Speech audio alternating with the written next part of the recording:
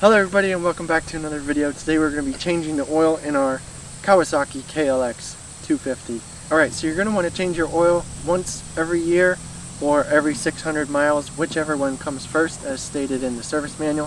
So let's get right to it. Oil filter, of course, and you have an 8mm socket, and of course grab a rag to lay the bike down its side. That makes it easier, or you can drain out the oil whenever you do the oil change at the same time. This one I'm just going to show you how to change the filter. So to make it easier, we can just put the bike on its side, and that keeps all the oil in the engine without spilling.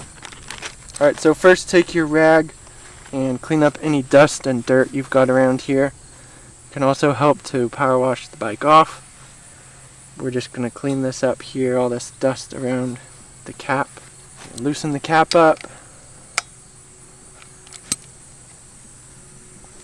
Make sure not to lose your screws, and then you'll just twist this a little bit and you can work it up just like that. And then of course you have your old oil filter right here.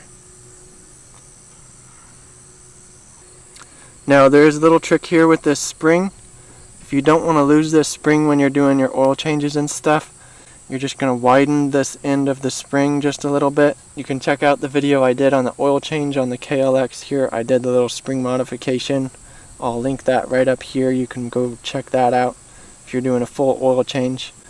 But that is a spring modification that the spring will not come out whenever you change out your oil filter.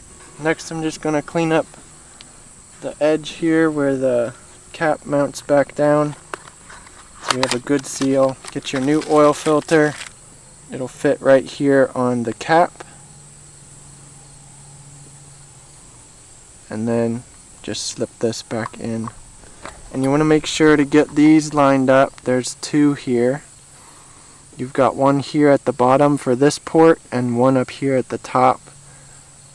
You want to make sure those get lined up. And that spring can sometimes push the cap out, so you want to keep some pressure on it until you get a screw in. And then just snug these back down. Make sure not to over tighten it because this is just aluminum. You don't want this to strip out.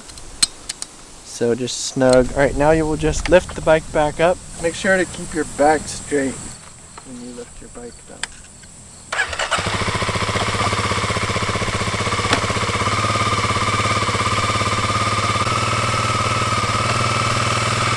Alright guys, so I hope you found that video helpful. Be sure to leave a like and subscribe, hit the bell, be notified, check out one of these videos, and thanks for watching.